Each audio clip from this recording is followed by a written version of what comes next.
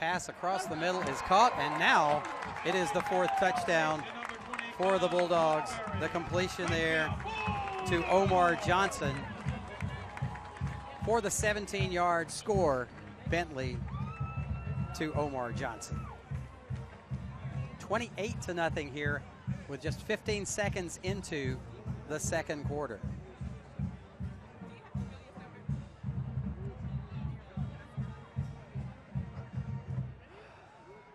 All right, so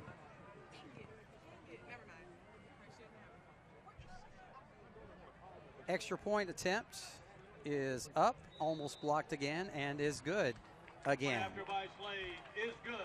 28-0. Wow. Your score, Opelika 28, Hillcrest 0. This defense, Brad, just looks really fast, and they really swarm.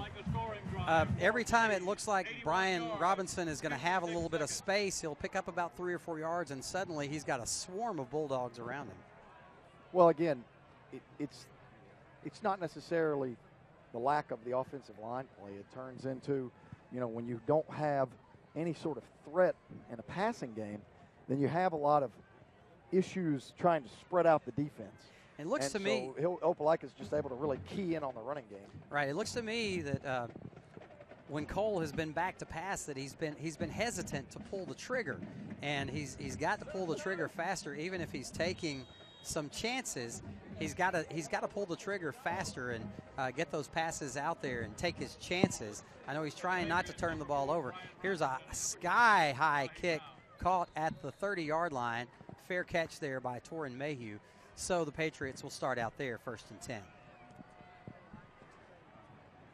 Sorry, Brent. I'm trying to get myself together here. I had to take a break for just 1 second. That's all right. Okay. Let's see if we can get back to work here. All right. Let's do it. All right. Let's see if the offense can get back to work. Well, let's see if we can muster up a little fight. Right now, we're just kind of coming down here and we're taking it taking it in the mouth, and we're kind of liking it. You want to see a little fight out of your team, and right now we see nothing. The only fight I see is out of the press crew. Brian Robinson looking for some room over the right side, and as it has been for this entire evening, tough sledding for Brian. He'll pick up about 3, and it'll be 2nd down and 7. Tough going. To really need those wide receivers to open up something, and to do that, though, we're going to have to try to beat those Opelika defenders deep. Right now, nothing going offensively. The snap, the handoff to Brian around right in, pounding his way forward to about the 37. And it'll be 3rd down and about 3. Brian doing a really good job running hard, Brent. It's just it's hard to run through 5 or 6 guys. Everybody knows he's going to get the ball, and right now that's pretty much the only thing. It's like the Alabama LSU game. Leonard Fournette is an awesome running back, yes. But he can't run through 4 or 5 guys at once. That's exactly right. Frederick back to pass and completes this one to Torin Mayhew. Torin makes his turn. He has the 1st down.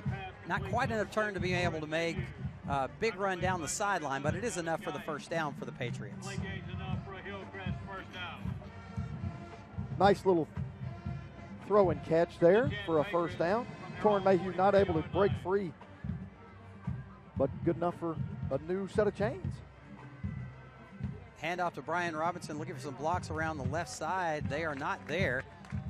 He'll lose a couple on the carry. Jacorius Johnson on the tackle. Nice play by the big fella in the middle for Opelika. He looks like your prototypical defensive tackle, doesn't he, Brent? He does. Like not real tall, big but guy. Real wide. Clogs up that Yeah, middle. man, he looks good. A lot of clogging up going on in this game tonight. And it's a reverse to Jahi Brown as he tries to get the edge, but he is not able to, and he will lose yardage, lose about 4. And it'll be 3rd down and about 18. Did a great job defending that.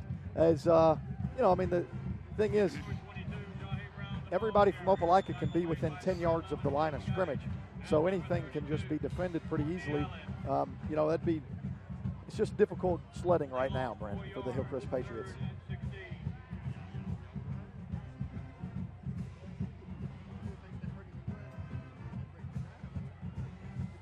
Frederick gets the snap, lets this one fly, completed to Torin Mayhew. He crosses midfield, and he is out of bounds at about the 47-yard line. He's very close to the first down. I see the coaching staff saying 4th down. That's right on it. I'd like to see a measurement, and we're going to get a measurement. Yeah, I think we probably will get a measurement because if you look at the chains across the way, it's resting right at the 47. And the tip of the ball is at the 47 as well. So they'll bring the chains across to see if he picked up the first down. But I don't think there's any question here that if he did not get the first down, Hillcrest is going to go for it on 4th and short. Look, even if it was on the other 47 or maybe even the 37, at this point, it's Hillcrest going for it.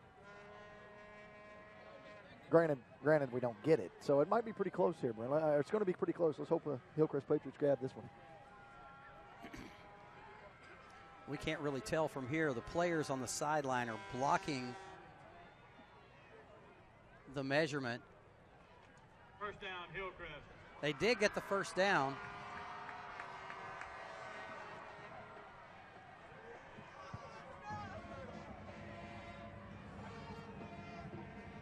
So, good news for the Patriots on that. Nice yards after the catch there by Torin Mayhew to pick up the first down for the Patriots. Into Bulldog territory, I believe, for the first time this evening. Hey, you know, it's better than what LSU was able to do against Alabama in the, 2011 National Championship? That's true. That's true. So they got across the 50.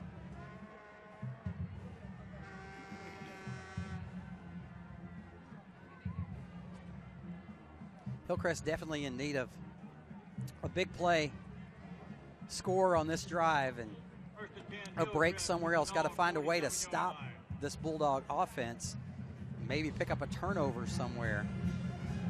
Try to get back in this one. It's going to be a long uphill climb if the Patriots are going to try to make a game out of this one.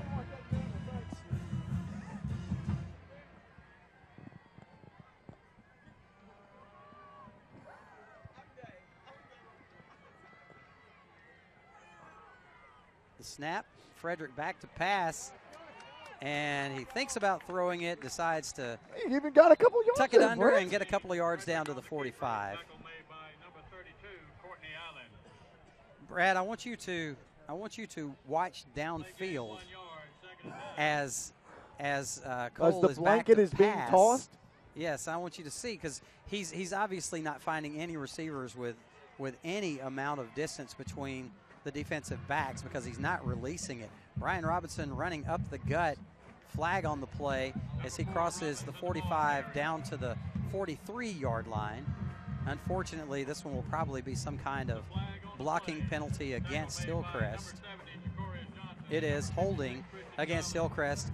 Back it up 10 more yards, and just when Hillcrest was kind of getting something going there, a 10-yard penalty seems like just an unlimited amount of distance.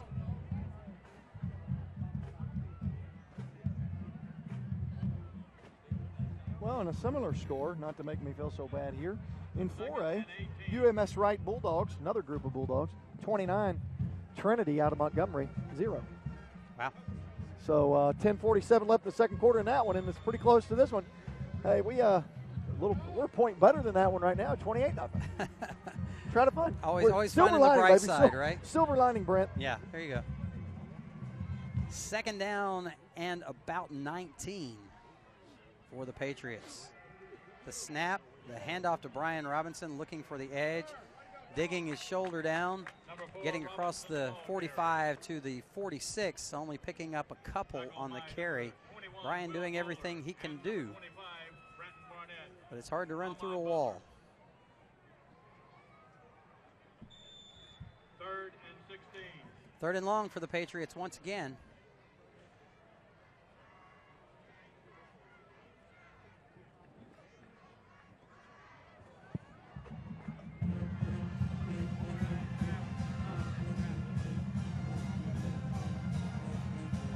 Cole back to pass, and this one is incomplete across the middle. intended for Tyler Frederick. At least Cole was able to release that one and have a chance for a reception before he was hit. But it'll bring up 4th down again for the Patriots, and Hunter Camplain will come on to punt once again.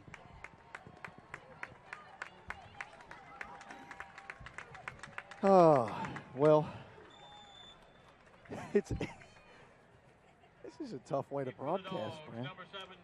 Tough way to talk about the ball game. Hey, welcome to my world. Remember, I broadcast games for Bryant for several years. Well, and good for you. I've been through many games like this. Not since I've been at Hillcrest, but they happen, you know. Oh, that's a good Kick punt again. from Camplain is good once again. It will bounce, and it'll take a good Hillcrest bounce inside the 10-yard line. Okay. It'll be down at about the 6. Okay, great. Great. So the bright spot of the evening for the Patriots has been Hunter Camplain, the punter. Goes out of bounds at the 7-yard line. Yeah, and you know, before this game, Brad, we were talking about football and athletics being a metaphor for life, and hey, this kind of thing happens sometimes, you know. Sometimes you get punched in the face, you get knocked down, you know, life's tough, but life goes on, and you know, as our little red-headed, curly-haired musical theater girl would say, the sun will come up tomorrow. Oh, Lord, I don't want to have an Annie analogy. That's good philosophy right there. Strip it. Are we allowed to root for that? Sure you can. It's part of football. Well, I know. I just trying to. Johnson on the carry. He will pick up about 7. 2nd down and 3 for the Bulldogs. But a turnover would be nice.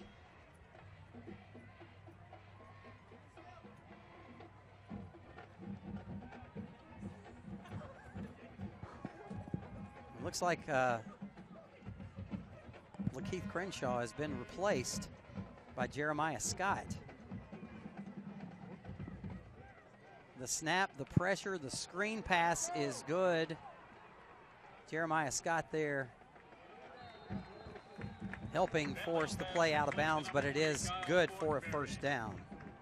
Made by number 1, Keontae Taggart. Play gains enough for a Bulldog 1st down. Racavius Chambers is the gigantic offensive lineman out there as his personal protector. I mean, what are his that's numbers? Just nice. 77 is Racavius. No, there is 6'3", 270. Oh, yeah, 6'3", 270. Excuse me, you're right. I mean, he looks good out there.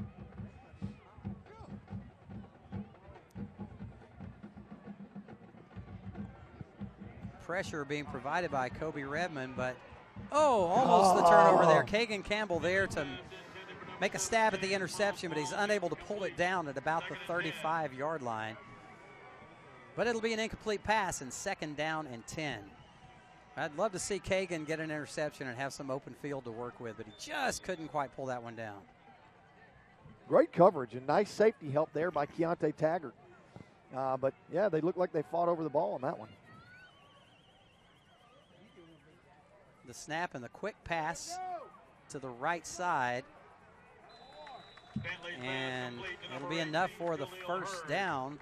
Hurd on the reception, and the sticks will move for the Bulldogs once again. Made by number 13, Jeremiah Scott. Play gained enough for a Bulldog 1st down.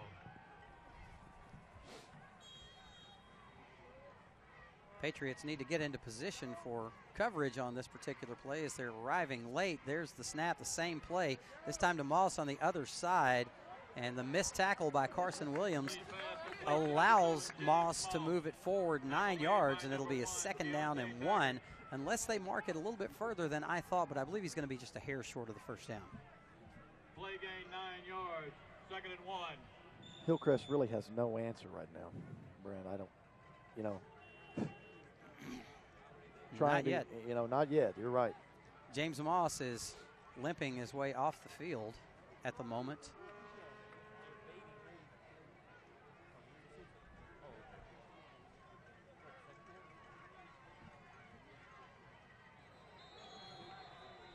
I believe there's going to be movement on the offensive line. You know, the last time these two teams played, one of the issues that Opelika had was so many penalties. It was a very, very penalty-filled game, but we haven't seen that so far here tonight. Hillcrest has been penalized much more than Opelika here tonight, but this time a 5-yard penalty will mark it back and make it 2nd down and 6. as opposed to 2nd down and 1. Hillcrest needs a sack, a turnover, an interception, something positive to happen for this defense to get them rolling.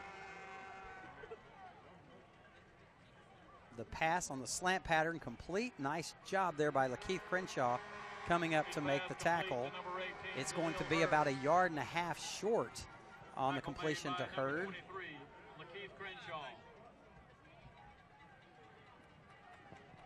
But it does bring up a 3rd down. We haven't seen very many 3rd downs tonight, Brent, so True. that's good. We've seen him on our side of the ball. Yeah, I'll say.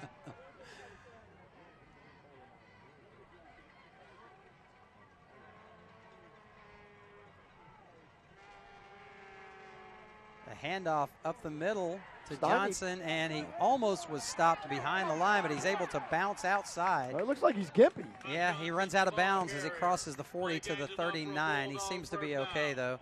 Almost had him in the backfield, but that low center of gravity just allows him to maintain his balance, and he bounces it to the outside for a big gain. Well, did he have, you know, some issues with a hamstring there? It kind of looked like it, Brent. Let's hope he's okay, obviously. He's got a capable backup in number 10, Tanner Blatt. Yeah.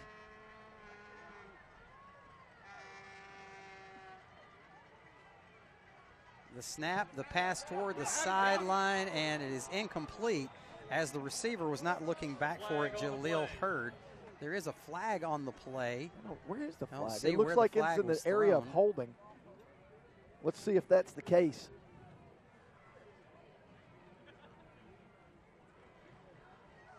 Miscommunication there between quarterback and receiver, but let's see what the call is going to be. You know, I have to say, on the the flag. wind is blowing a little bit, Brent, from the north, and it looked like there was a nice little check there for a corner route. And they probably had it, but that wind was able to knock down that throw, and you know, Bentley's throw was not on target at all. But that was an it's one of the rare. ineligible receiver Huh, call. Yeah, one of the rare miscues for Mr. Bentley tonight, that's for sure. Pressure on Bentley this time, but Moss is able to make the reception on the left side and dance his way all the way to the 29-yard line. I believe he's a little bit short, and also another flag on the play. I believe this one will come back for holding.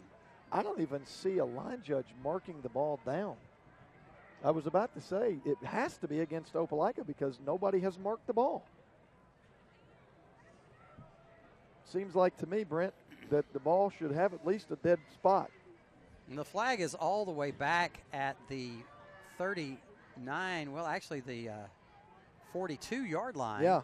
And this so has if got to be holding against took Opelika. place Yeah. there, then that's going to back it 10 yards from that point. Well, given the fact that the ball was dead around the 30 and no ball spot, yeah. You know, and on that particular play, I mean, Opelika's got a whole convoy of offensive linemen out in front of Moss. So, you know, it looked like I didn't even see the hold. I don't, you know, I'm not saying it didn't happen. I just didn't see it. So that'll push it back into Bulldog territory, back to the 48-yard line. The only thing giving the Patriots hope at this point, just trying to keep them, you know, those penalties helping keeping us alive here in this particular drive. It's first down still, though, 1st and 23. Yeah. Bentley back to pass, lets this one go across the middle and through the fingers of Kobe Redmond. Just a little bit too tall for him to make the interception. Almost, once again, for the Patriots. And positive signs we've seen on this drive is two close, almost interceptions. So it'll be 2nd down and 23. But, gosh, you know, when Bentley releases that ball, it looks like a college football quarterback pass. Well, he's a big kid with a strong arm, and that's one thing you know, you can't coach big, you can't coach strong. Well, you can coach strong a little bit, I guess. A little the completion to the right side and the tackle by Carson Williams at the 41-yard line. A pickup of about 12. And it'll be 3rd and long, the first 3rd and long we've seen for the Patriots. Let's see if the defense can capitalize on this and maybe force a punt here. Yeah, I'd love to see the Hillcrest defense really try to some get some toughness here and see if they can get a stop. Been tough sledding. I look for the ball to be thrown up on the left side to James Moss. But it is not. It is thrown to the right side, and it is complete with enough for the first down to Hurd down to the 23-yard line. And Kagan Campbell able to strip it out and force a fumble there at the end, but it bounced right back up into the chest of Hurd for an easy recovery, and no harm, no foul there, that's for sure. And Opelika's got a good thing going again. So on the 3rd and long, Opelika capitalizes, and they're close to the red zone once again, looking to extend their 28-0 lead. The pass over the head of the intended receiver, Johnson. Nice pressure that time by the Hillcrest defense as Bentley is forced to just throw it away. And Calvin Finch is doing a great job as the director.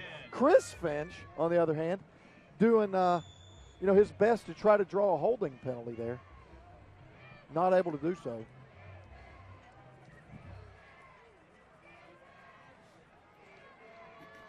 .252 remaining in this first half. 2nd and 10 for the Bulldogs.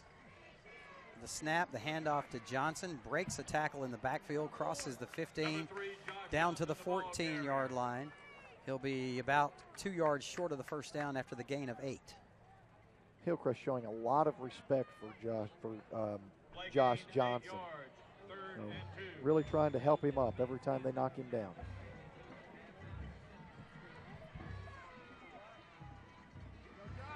Josh Johnson once again over right guard, picks up the first down. Inside the 10, down to the 8. 1st and goal for the Bulldogs. Tackle made by number 54, Kobe Redmond. They gains enough for a Bulldog first down. And inside the 10, this is the only hope Hillcrest has here is maybe a turnover, Brent? Maybe so. Josh Johnson spins his way down toward the goal line. He'll be brought down at about the 1. It'll be 2nd down and goal from the 1 as the clock ticks under 2 minutes. And goal from the 1. This drive, Brad, has gone for 95 yards so far with 1 remaining if they pick up the score. The handoff to Josh Johnson, and he goes in the end zone untouched to complete the 96-yard drive and a touchdown for Opelika, extending the lead to 34-0. Virtually untouched, Brent. It looked like the offensive line through that center guard gap just really ate up the Hillcrest defensive line, and Josh is able to walk into the end zone for another Opelika touchdown. I think you hit the nail on the head, Brad, a little while ago when you talked about the physicality of this team. Hillcrest is just being muscled around out there. The bottom line. Extra point is up and is good. 35-0. Minute 37 seconds remaining in this first half. And hasn't been a good one for the Patriots. No, it hasn't, Brent. This one hasn't even been a good half for Northridge. Let me remind you of something, Brad. Yes, please do. Remind all Please of our remind me of viewers and listenings that the best playing the best is what we have here. All AHSAA championship events are made possible by the support of our corporate partners, Alabama Power Company, Cadence Bank, Coca-Cola, EBSCO Media, Encore Rehabilitation, Russell Athletic, Team IP, TNT, and Wilson. These fine corporate citizens are worthy of your support. A special thank you to our corporate partners. Thank you, corporate partners. That's another positive. We have those people in corporate America continuing to bring us high school athletics, and we appreciate that. Sky kick, and Torrin Mayhew calls for the fair catch once again at the 31-yard line. Win or lose, Brad, the name of the game is sportsmanship in our education-based high school athletics. The lesson learned on the field and on the court and in the bleachers is good sports are winners no matter what the score. I can't help it. Every time I hear good sports at the University of Tennessee, they always say good sports always recycle. So when you say good sports, I think these guys recycle. Well, they're recycling the heck out of us right now. Completed screen pass to Brian Robinson as he's pushed out of bounds after a gain of maybe a half yard, maybe one. Out of bounds by number 33, Johnston Jordan. And we're talking about how physical they are, but they're also fast. I mean, they just swarm to the ball. This defense was not this good when they were in Tuscaloosa, but they really have gotten their act together. I mean, they were good, don't get me wrong, but the Hillcrest offense was able to do something. Torrin Mayhew unable to hold on to that one as he would have been close to first down yardage at about the 41-yard line. And even when the plays are there, the players are not able to hold on to the ball. Well, and that can't happen. That has a lot to do with why it's 35-0, Brent. We've had a couple of – how many drops have we had tonight? Already 3. And, you've got to capitalize on opportunities against a good football team. We've had 2 near interceptions, neither of which were capitalized upon. And, you miss tackles, you miss your catch opportunities. It's exactly where we are right now. Desperately needing a first down and going deep, looking for Torrin Mayhew. Incomplete. It'll be 4th down again for the Patriots, and we'll have to hope for another good punt and to try to keep them out of the end zone again here with just a little over a minute remaining in the first half. Deep for the Dogs, number 7, James Moss. Yeah, we probably Punting for the Patriots. If we could have used a little more clock there, that would have been great. Yeah, it would have. With 3 and out again. And they have all 3 timeouts left in under 2 minutes, just over a minute. Hunter Camplain back deep to punt. The kick is away. The kick is fielded and fumbled. Oh, my God. And finally, a little bit of a break for the Patriots. Yeah. As Hillcrest recovers the fumble at the 40-yard line. They're saying they're still fighting for it, but I think it was pretty clear that Hillcrest had recovered it.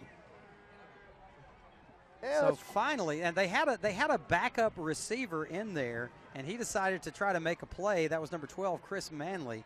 But Hillcrest was able to recover thanks to Ben Parker being right there on the spot. Well, good for Ben.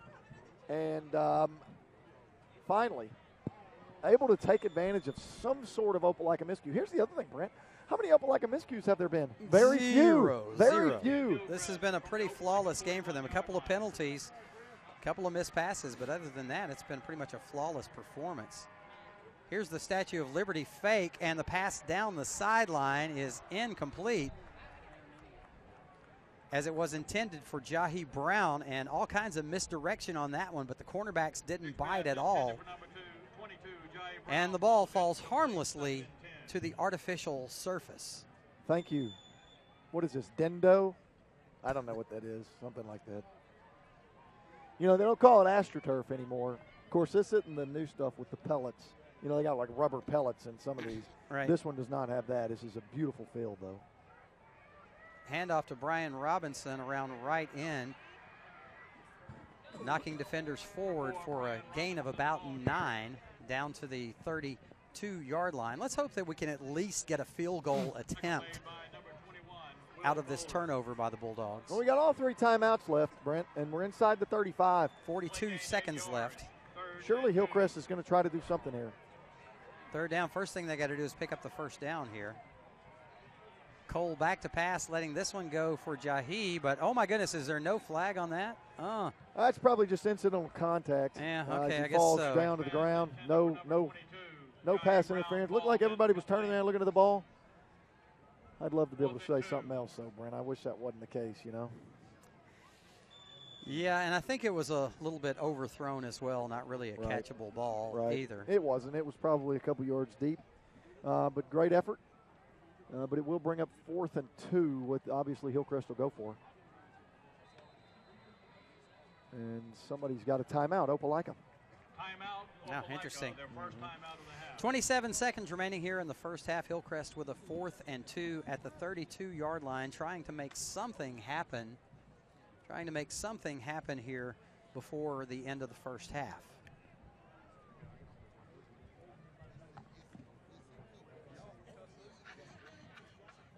The best playing the best.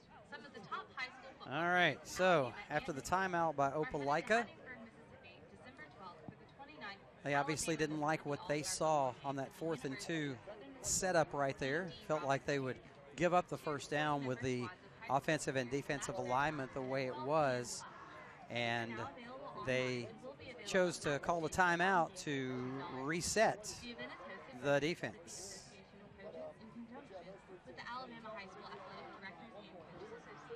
So big play here for the Patriots as they try to keep something going and try to have something positive here before the end of the first half. Please meet your father at the main entrance.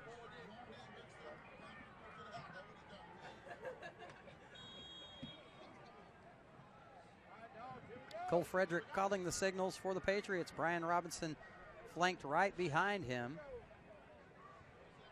The play call is changed from the sidelines. The snap, Frederick back to pass, and it is tipped at the line of scrimmage. It falls incomplete here with 23 seconds left, so Hillcrest still unable to capitalize on the only mistake of the evening by the Bulldogs. Although Cole had an open receiver over there and Torrin Mayhew on the right side, the ball was batted down at the line of scrimmage. Will Bowler looked like he knew exactly what the play was. He came from his corner position on the blitz, got his hands up in the passing lane. It's exactly how you want to coach it.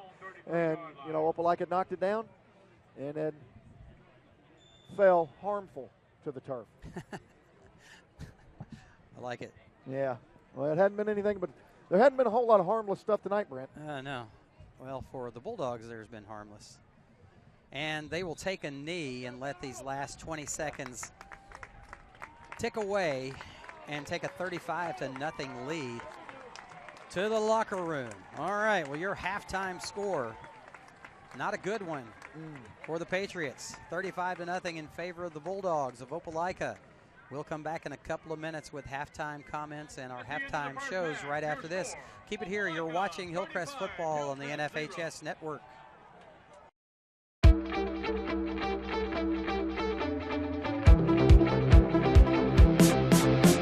A lot of the players, they'll come up to you in the halls before the game, like, hey man, you broadcasting their game this week? Like, can I get an interview? Can we do something before the game? Like, they get really excited about being on the broadcast, and they look forward to telling their parents and their grandparents and their friends who can't be there to come watch the games online. They're acquiring real-world skills that they can use in the future, and they're doing it in a real-world environment where they're creating things live.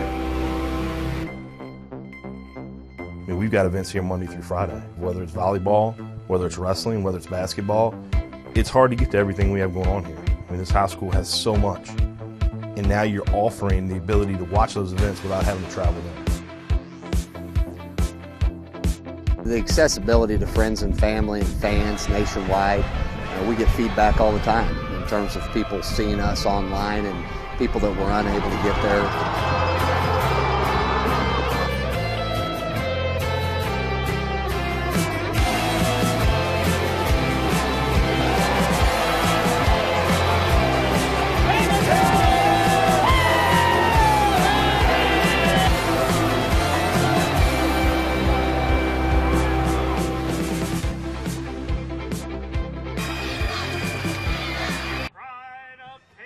We got the Pride of Patriot Parkway Band here for you, so enjoy.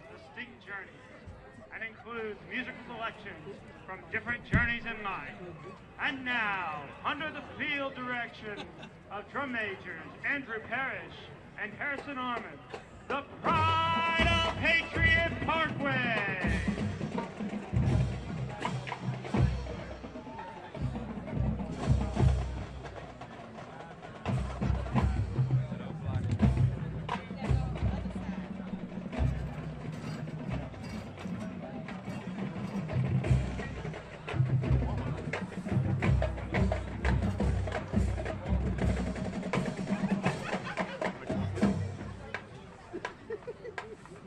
Ladies and gentlemen, the Pride of Patriot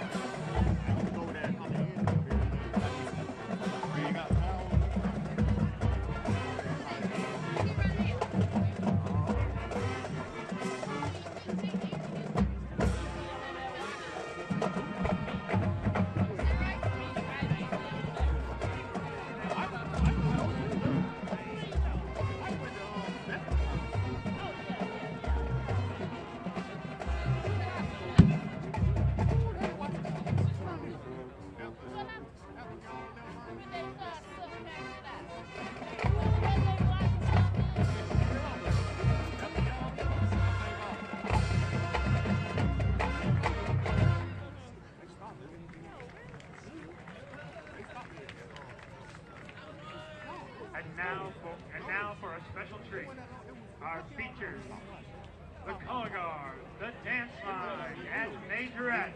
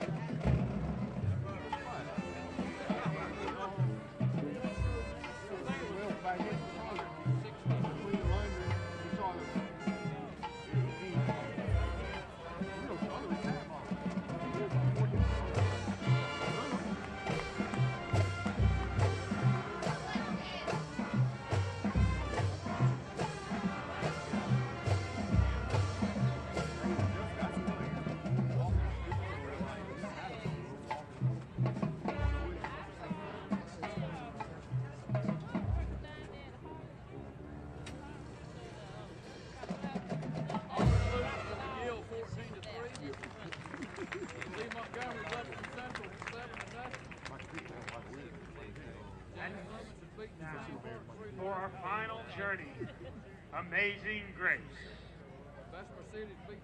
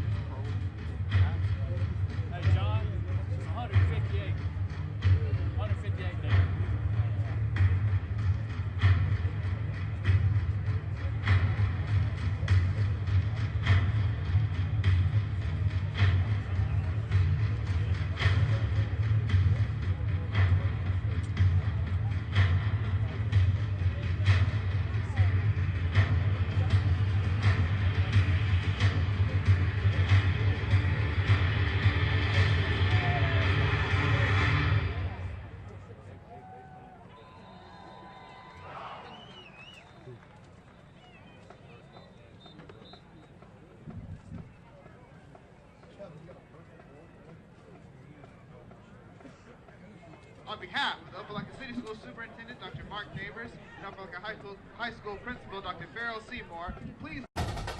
It's hard to get to everything we have going on here. I mean, this high school has so much. And now you're offering the ability to watch those events without having to travel there. My dad travels a lot, so he likes to watch the events. Like if I'm playing a volleyball game and he can't make it, he'll watch it and he loves it. I think it was homecoming. It was Friday night, and it was a punt return. And I returned it all the way back for a touchdown. And then, of course, I showed all my family members, and they really liked this. They liked to see what their family members can do. Golden Lions. I think this broadcast is essential because our team is global, and we got people all over the world going to watch the game. So without this, there's no way they can do that. These kids and these players feel loved. They feel important. And by broadcasting it, you have a bigger group that you're reaching that allows them to know those kids.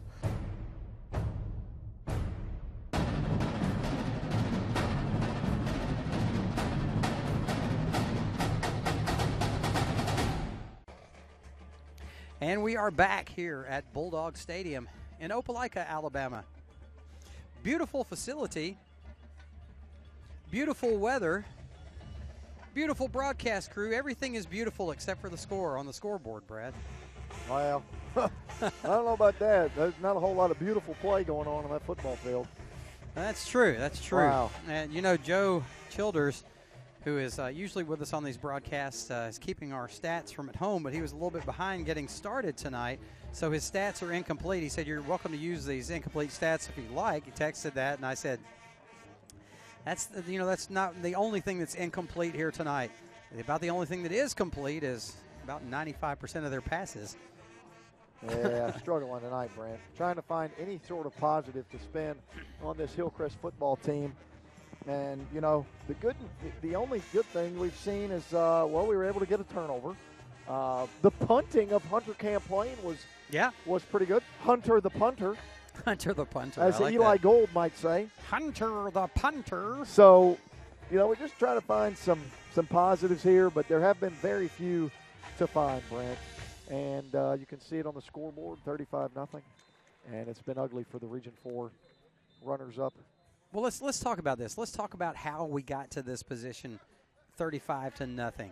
What is it that's so much different about this particular game than in Tuscaloosa, 12, 13 weeks ago between these two teams?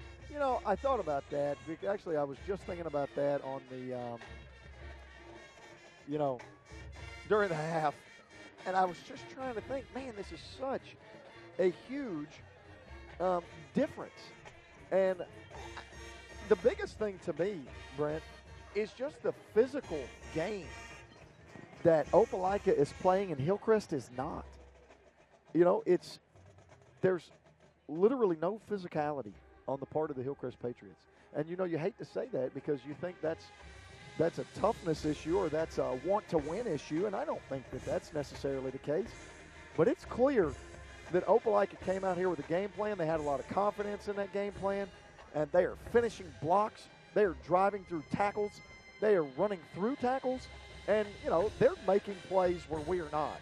And virtually everything that Opelika is calling up is working, and pretty much everything that Hillcrest is calling up is not.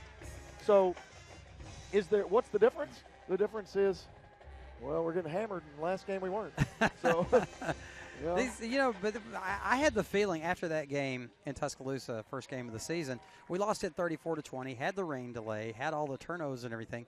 I had the feeling that we had a chance to win that game if it weren't for the short field that we gave them 3 times for them to score, and the long kickoff. We also gave up 92-yard kickoff return, something along the lines, but the numbers in that game were virtually equal as far as the offenses go, but it's just a different story here tonight. Well, you can see a big difference in the level of confidence so far in this game as Opelika is just playing with an extra step. You know, and it seems like everything that has been called, every play that has been made, Opelika is one step ahead of Hillcrest. Hillcrest draws up a screen play. Opelika sniffs it out and blocks the pass. Hillcrest calls a reverse. Opelika looked like they were in the huddle with Hillcrest. You know, and that's so far I don't know if that's if that's a scouting thing. I don't know if that's the case. I think it's just right now. Yeah, I really think that the biggest deal right now, Brent, is that Hillcrest is just not able to spread the field vertically. And so Opelika can basically play everything from 5 yards in from the line of scrimmage beyond. It's just not able to move the ball because everything is right there that they have to go through. And you've seen it tonight. Every time Brian Robinson has run the ball, how many defenders have you seen from Opelika? Yeah. It's been more than one. That's Swarmed. So, and the guy, like I said, the guy here at the public address announcer keeps saying like a pack of dogs, and that's exactly what it looks like, a pack of dogs. And Hillcrest is the cat tonight. It certainly does. And, every time it seems that Cole Frederick goes back to pass and he's looking to try to extend the play vertically and throw the deep ball, he's not having time. He's not finding open receivers, and he's not having time to wait for the pattern to come open and release the ball. Yeah, Cole is definitely running for his life back there. There's a couple of reasons for that, Brent. Number one, offensive line protection has probably not been as good as it has been in the past. It doesn't look as good as it has in previous games. But number two, the other thing is, wide receivers are not being able to get open. And so there's a couple of reasons for that. The defenders are doing a heck of a job in man-to-man coverage and just not allowing Hillcrest to get open. And the other thing is, Hillcrest does not seem to be, they're not running good routes. We have a lot of guys that they're having opportunities, but they're just not getting any separation. And we'd love for our guys to be able to plant their feet and try to get a little separation, at least just a step or so, just to be able to make a play and see what they can do with it. But so far, they haven't even been able to make catches because those Opelika defenders are right there on the play. Really doing a good job. And, you hate to get as a Hillcrest Patriot guy, and I think anybody listening to this broadcast knows how much we like our Patriots. But, Opelika has shown up tonight, and they're playing really well, and Hillcrest has just not, Brent. Well, let's see what can happen here in the second half. Now, I want you to put on the coach's hat now. You're Sam Adams. You're in the locker room right now. What are you saying to these guys? Well, the number one thing you want to do, you've got to focus on not quitting. And you've got to give the boys some sort of goal. You say, all right, look, we realize it looks bad. 35-0, nobody would draw that up for us. That's not great odds. It doesn't look good on the scoreboard. I know you're disheartened, and I know you're trying to find ways to keep fighting.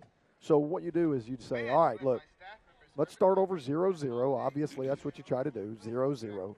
Let's win this quarter. Let's win the third quarter. Even if it's 7-6, Brent, if it's 3-2, you just win the third quarter, and it gives yourself some reason to continue to fight. And you want to find some positives in this game with not a whole lot of things to root for. And we keep talking about this, and this game is not over yet. We keep talking about how bad this game looks right now, and it does at 35-0. We keep talking about trying to find positives. We may not be able to find any positives thus far in this particular game, but overall, it has been a very positive season. Anytime you make it to the second round of the playoffs, last year making it to the third round of the playoffs, I'd say it's two pretty successful years if this one doesn't turn out to be a miraculous comeback for Hillcrest. So not all is lost, and it's really hard, when this kind of thing happens, when your final game of the season is a loss. If you go to the playoffs and you don't win at all, it's always going to be a loss, and you end the year on a negative note. So I think it's important to look back at the whole body of work for the season when all is said and done, if Hillcrest is not able to come back here. Well, remember, Brent, there's only 16 teams playing tonight in Class 6A. And, there's roughly 64 teams. And I don't know the exact number, but you're thinking roughly 60 to 64 schools in the 6A classification. And, you have about 24% of those teams still playing, and we're one of them. So, or 25% rather, I said 24%. But 25% of the team still playing, and that's a big honor.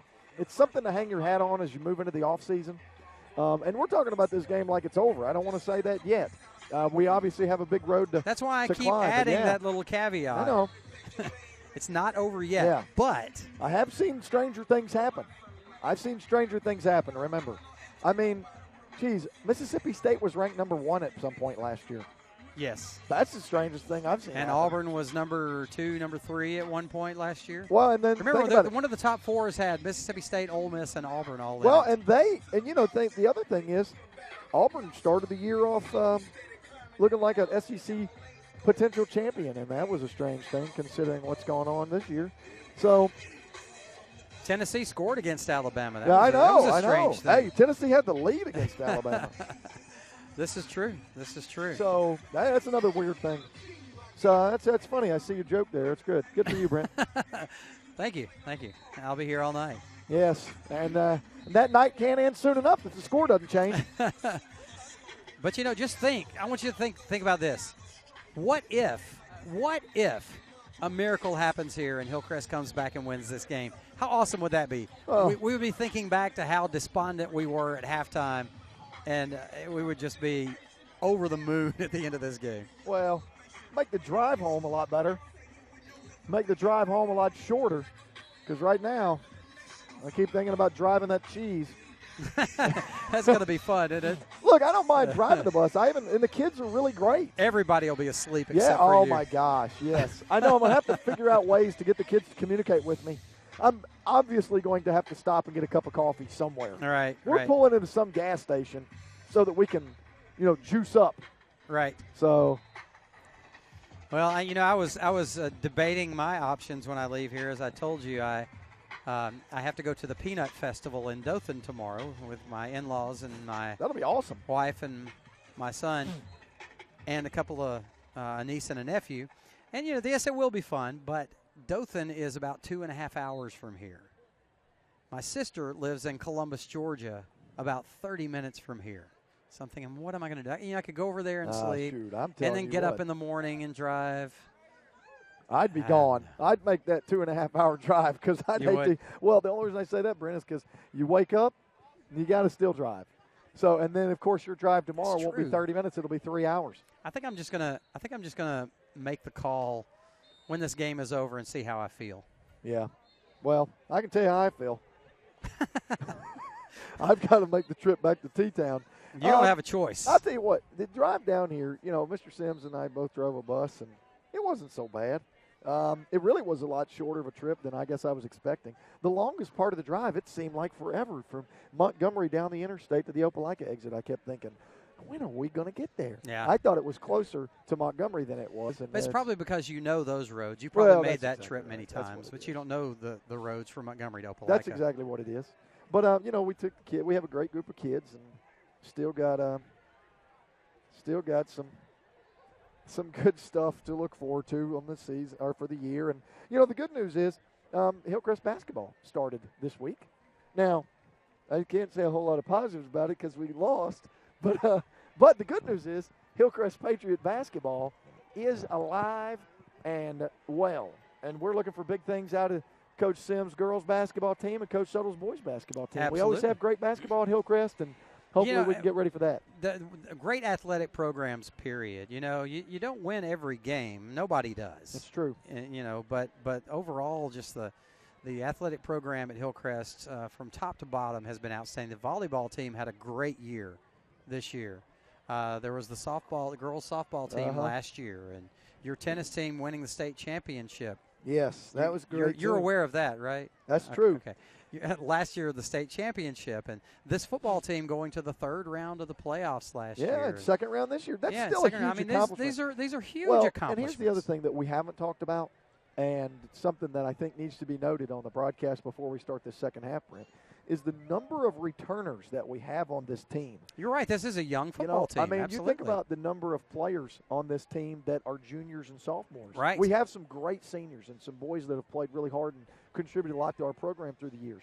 But the stars of this team are young. But many of the guys that will return from, especially in the skill positions, are not seniors. So that's good. We got a lot of those boys back. Well, you got newly committed to the UA running back Brian Robinson.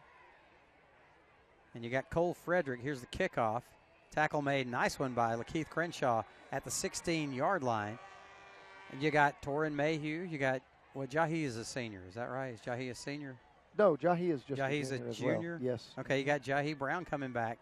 You got Kagan Campbell, who is only a sophomore this year.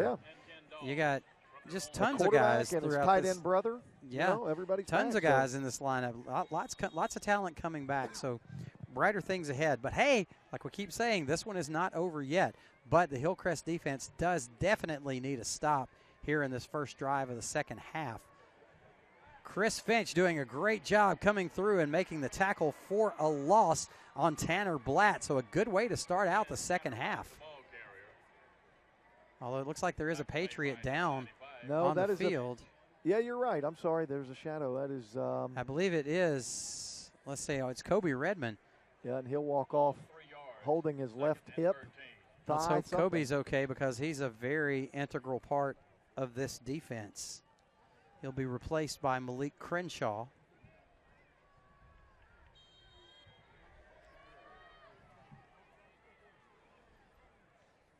Jake Bentley back to pass, looking downfield. Nobody to go to this time, and he'll slide at the 19-yard line back to the close, a little bit past the original line of scrimmage. And it'll be 3rd and long.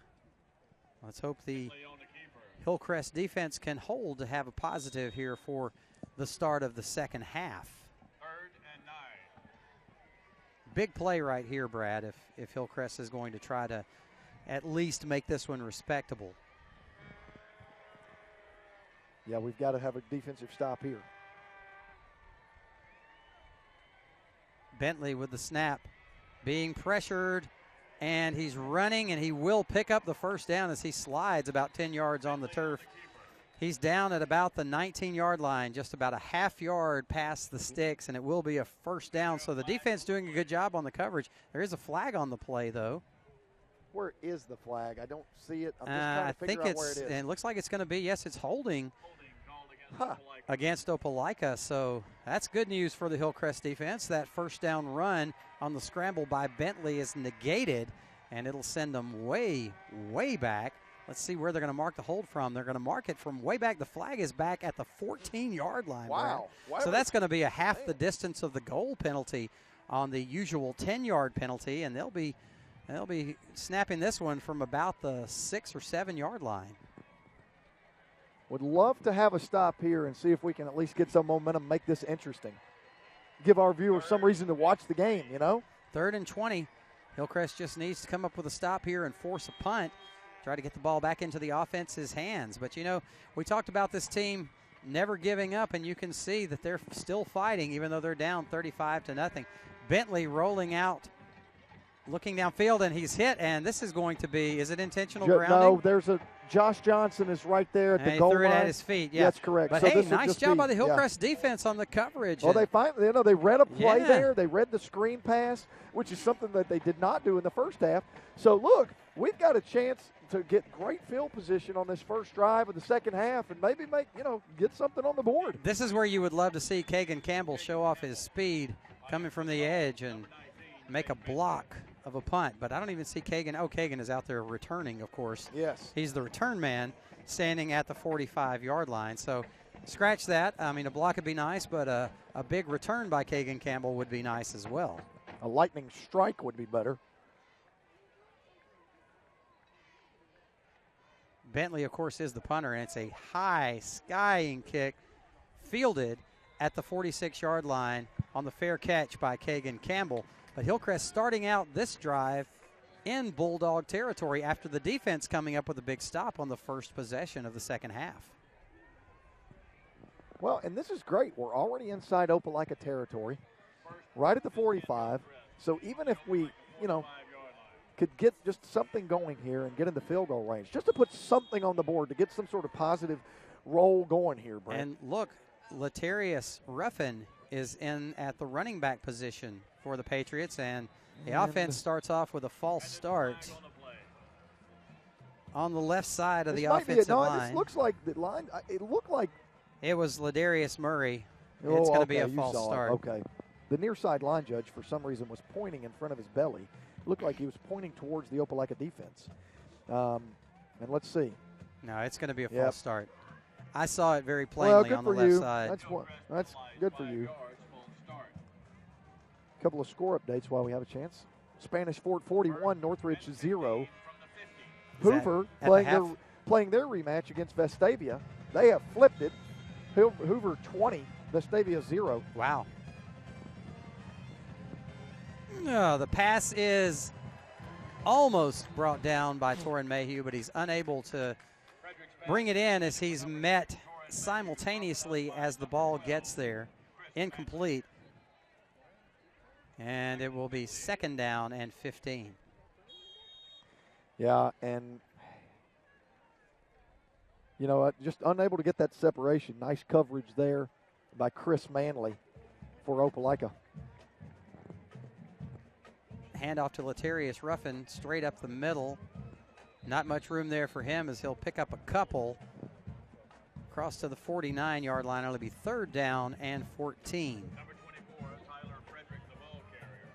Yeah, so that was a handoff to Tyler Frederick. I'm sorry, not to Latarius. Well, and that Hillcrest, that Opelika defensive line really having their way with the Hillcrest offensive line on this, on that particular play.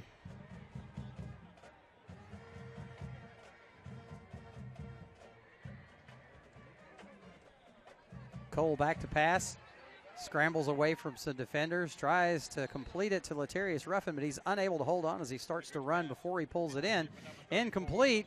Offense goes backwards 4 yards, and it's 4th down, and they will be forced to punt.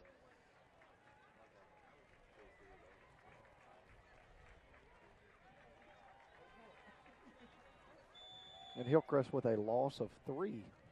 No, we'll call it 4 on that particular set of chains. Deep for the Dogs, number 7, James Moss. Let's see if Hunter Camplain can continue his good punting night. No, he does not. Kick left. This one goes off the right side of his foot and travels for about a total of 8 yards. Well, no, we'll call it 10. On the punt, and Opelika gets the ball back at their 37-yard line with good field position. Yeah, that's pretty. 1st and 10 Dogs. That's probably a good microcosm of the ball game tonight, Brent. You know, it's really just not gone well for the Patriots. We really just haven't been able to pick up a 1st down, much like that punt. Let's see if the defense can continue what they started in that last possession, though. Bentley looking downfield and completes this one to Moss. Moss is able to spin away from a couple of tacklers. He's finally forced out of bounds at about the 45-yard line. He'll pick up 7, and it'll be 2nd down and 3. They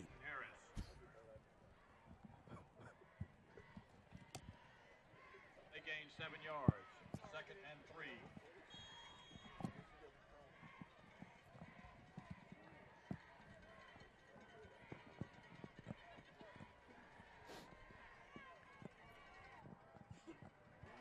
Bentley being pressured and brought down in the backfield all the way back to the 25-yard line. You got to be careful, though, after making that play on the taunting. Beautiful job on the pressure there by the Patriots' Jaggery White. Yeah, Steve Tasker definitely needed to watch himself, but, hey, you're doing 35-0. What do you got to lose? You know what I mean? So good for him for making a good play and telling him about it. Obviously, we don't, good sports always recycle, Brent, but but that was a good tackle by Jagger. It was.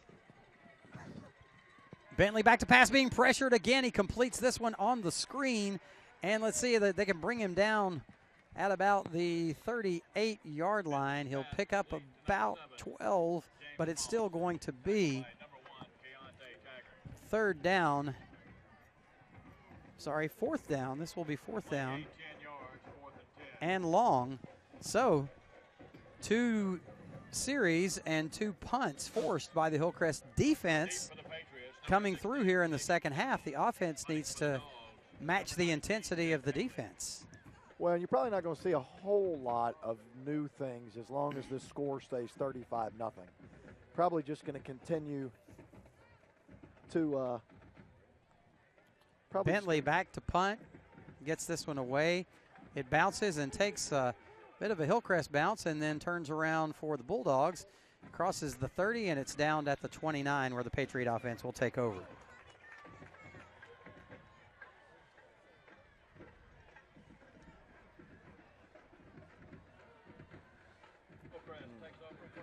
Well, Demopolis 14, Viger 10. And that'd be a big win for the Tigers as they've traveled. I think they're at Pritchard.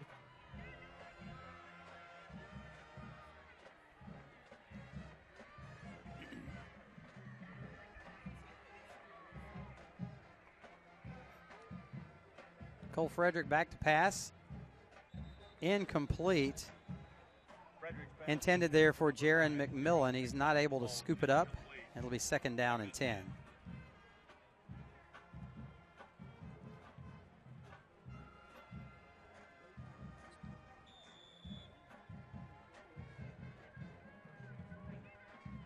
Second.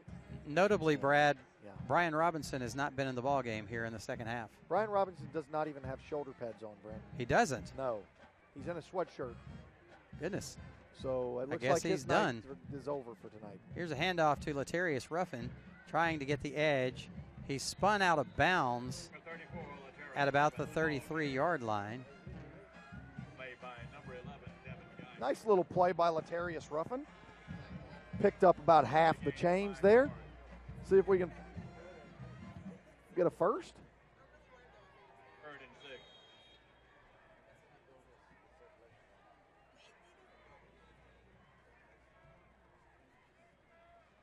Brian did take a bit of a beating in the first half. Let's hope he's okay. Yeah, let's hope so. Cole Frederick back to pass. Pulls it down. He's beyond the defenders. Finally a big play for the Patriots. He's crossing midfield down to the 49 as he was able to outrun the pressure and pick up the first down for the Patriots. Well, what a great effort there by Cole, showing a little fight. Able to get outside of the attack and break some tackles to pick up a first down, a much-needed first down, not only for the offensive confidence, but for some defensive rest. Handoff to Jahi Brown around right end. He'll move it down to the 47, picking up 3 on the sweep. 2nd down and 7. Nice effort there by Jahi. Zoe Bridges on the tackle for Opelika. Remember, that kid is a heck of a player, Zoe Bridges. I think we talked about earlier, I think he's a Troy commitment. There's lots of heck of a players out there. Yeah, you got that right. Nice run by Latarius Ruffin over left guard, crossing the 45 down to the 44. We'll bring up another 3rd down for the Patriots with about 4 yards to go. Way to run the ball hard right there, Latarius, showing some effort in this one-sided affair so far.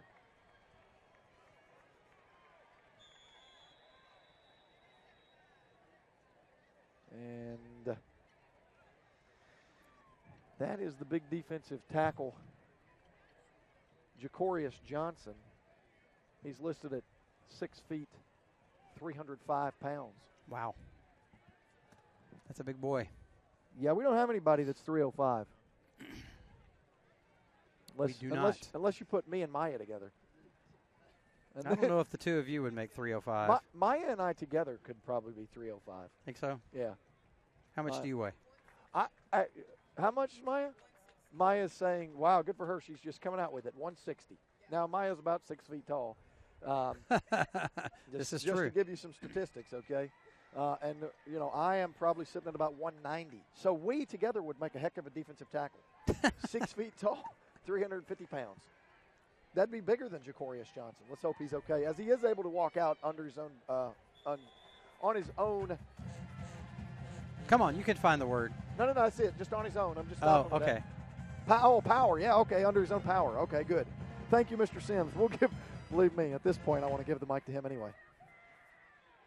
Cole back to pass, and it is caught, but there will be a loss on the play after the reception. And it's going to be 4th down for the Patriots. Looks like we have another injured player on the field. Frederick's pass complete to number 34, Latarius Ruffin. Tackle made by number 11, Kevin Geis. And Hillcrest Patriot. Who did we? No, know it's who that is? it's an Opelika player. Oh, it is. You're right. Golly, I couldn't see the red jersey. I could just see white pants.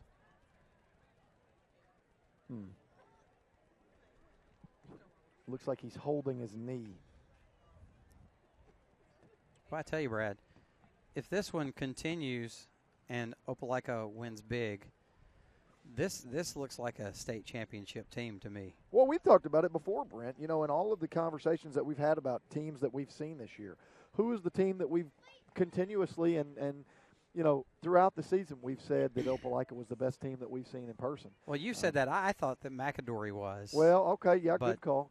I thought these guys. But tonight might be changing my mind. Well, I just think that they're the most complete football team. Yeah. You know, Opelika is the one that can run it. They can throw it. They have great defense. They have great defensive line play. Yeah. And, you know, in football, generally the teams with the best lines win, offensive, defensive, and tonight they, you know, Opelika has just been superior on both of those lines.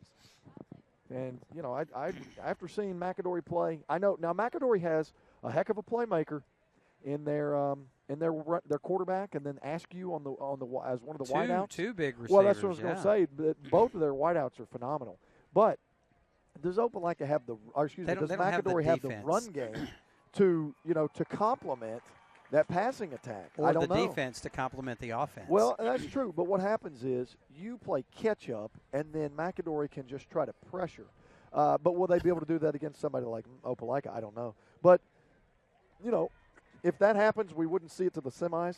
Right now, we've got the winner of this game, which I would love to think that Hillcrest could come back from this 35-point deficit with 5:57. Do you have a to go. McAdory score? No, I don't. Actually, they had power outage at McAdory, and the fans were lighting the field with their flashlights on their phones. Now, obviously, they couldn't play under those conditions, but the lights were back up, and I don't have a score update, but I'll try to find one. As McAdory, actually, yeah, I do. Here we go. Benjamin Russell is up 17-3 on McAdory. Wow, so how about Russell that? Must be a heck of a football team also. Oh, my goodness. Nice pass from Cole Frederick on 4th down.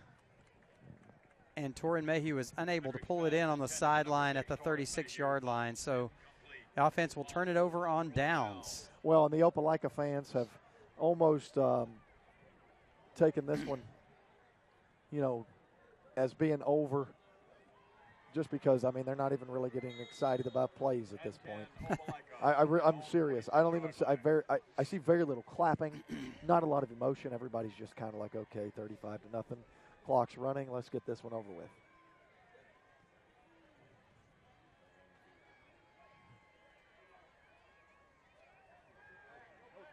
Bentley hands it off to Blatt. Blatt with a nice run, breaking tackles across the 40, down to the 39-yard line of the Patriots. Made by number 3, Tylen Davis. Play gained enough for a Bulldog first down. And that's another show of physicality by Blatt as he was just running over some Hillcrest defenders. He's a hard-nosed little player out there. Here's Blatt again looking for some room on the left end. This time he'll be brought down after a short gain of about 3. Stood up by Kobe Redmond there. Good to see that Kobe is okay as we saw him hobble off the field a few minutes ago. Yeah, Kobe showing some heart. And he's one of those seniors that we talked about who's a heck of a football player. He has just had an outstanding year this year. Play gain 3 yards, 2nd and 7.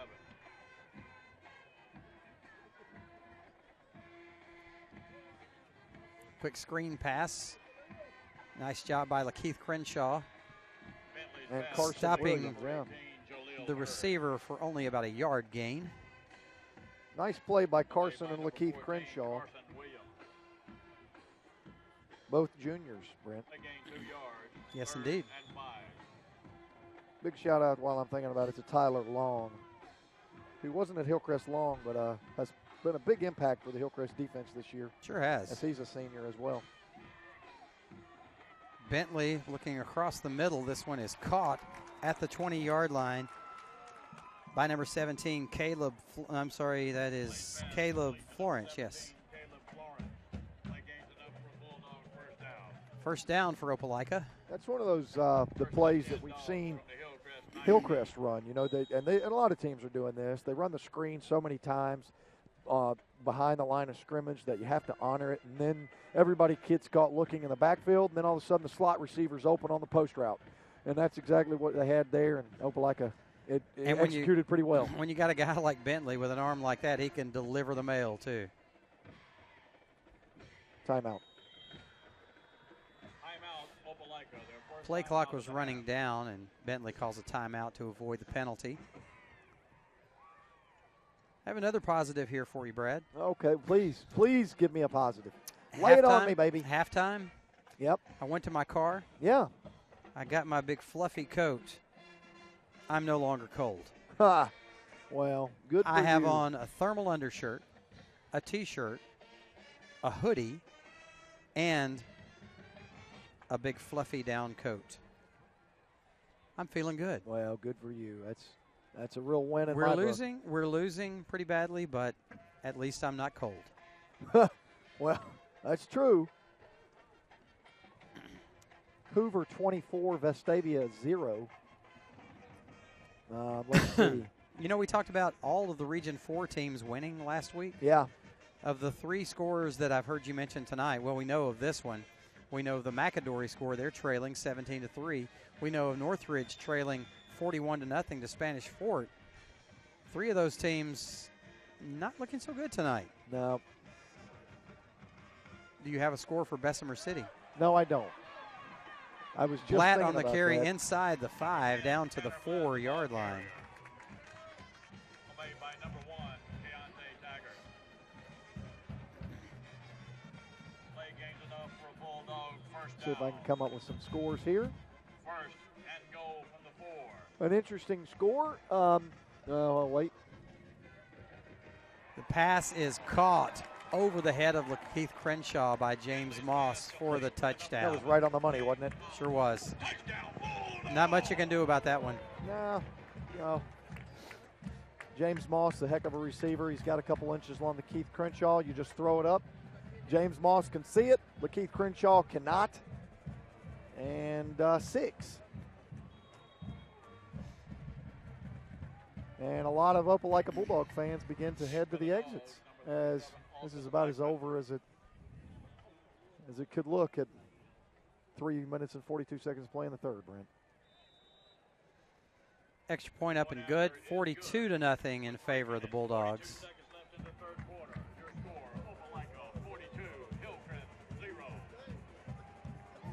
Well, and again, Opelika definitely showing how good they are here when, they're just able to really do whatever they want.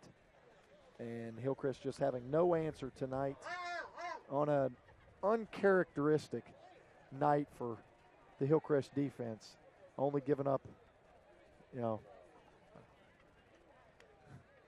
we hear the barking dogs and the AHSAA certified laughter.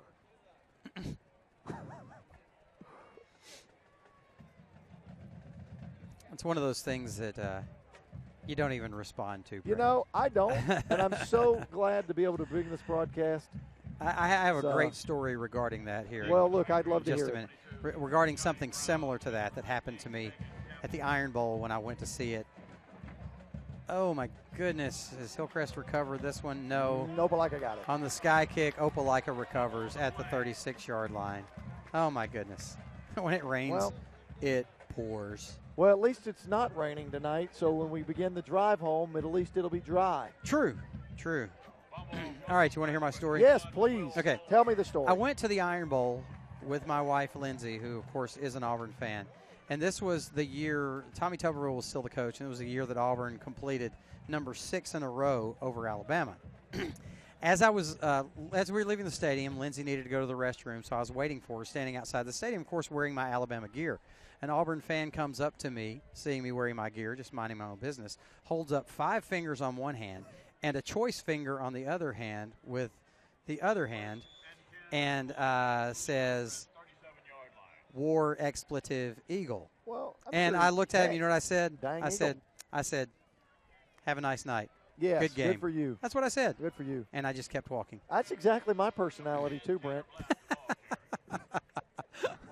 Yes, indeed. Indeed. I generally do a good job of that myself.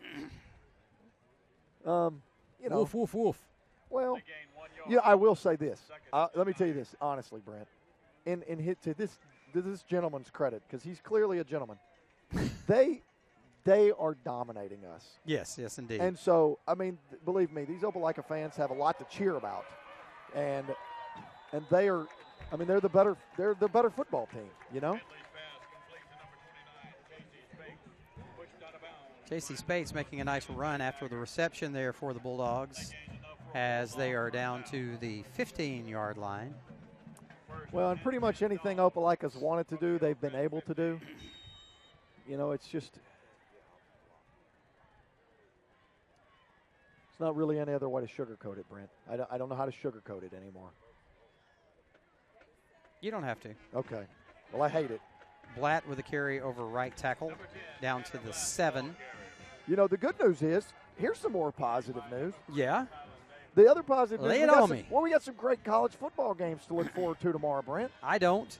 Oh, that's right. You better get ESPN. I'll be looking at stupid peanuts. You better get your Watch ESPN app, and there's going to be a flag from Hillcrest has too many men on the field, and doesn't matter. Touchdown, Bulldogs. Can't stop them with 11, try 12. There's no, actually.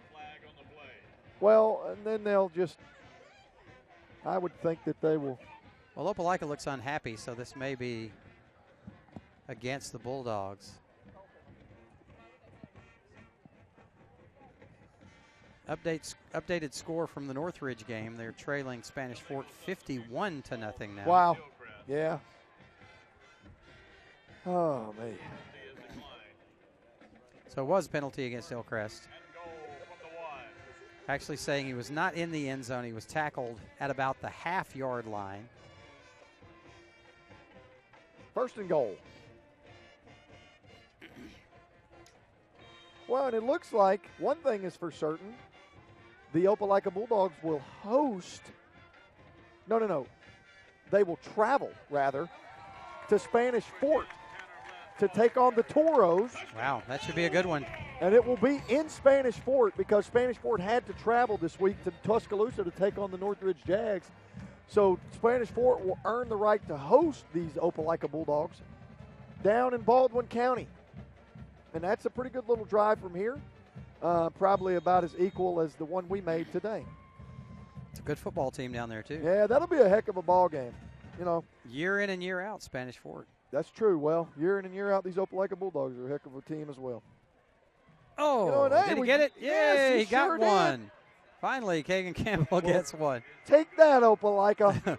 Woof, woof, woof. Wait, what sound does a Patriot make? I don't know. You make a gunshot sound. You know, you probably put a potato in the back of a muffler and watch that thing blow out. Kapoosh, kapoosh, kapoosh. So, hey, we'll take it. 40. Keep your powder dry, 8 guys. to nothing. It's a gunpowder joke, Mr. Sims. Gunpowder. Kapoosh, kapoosh, kapoosh. Wait, it takes longer than that to reload, though. So I guess it would have to be kapoosh. Yeah. Kapoosh. Yeah.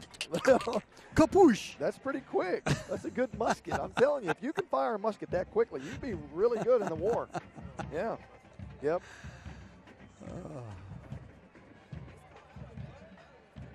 Kagan Campbell and Jahi Brown will receive the kick.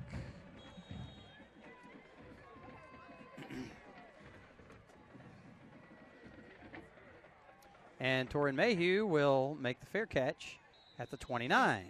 You know, and the thing is, I don't think Opelika was trying to recover the ball with any sort of sky kick play on that previous kickoff. Hillcrest just didn't field it just well. in the perfect place. That's exactly it made right. it difficult well, to and receive. Hillcrest didn't field the ball well, and it fell through the receiver's hands, and there we are.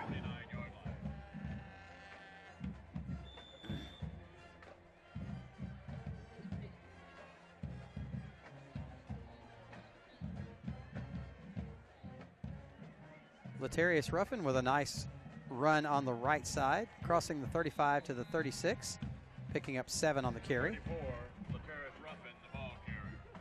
Well,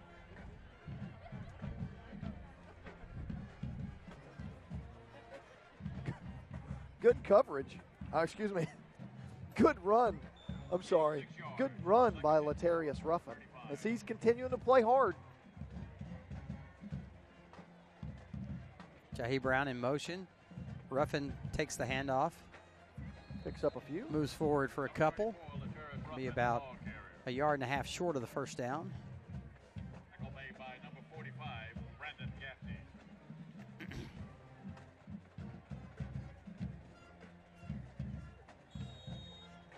Linden 20, Notasulga 14. I wonder if there's anybody watching this broadcast that actually cares about that score.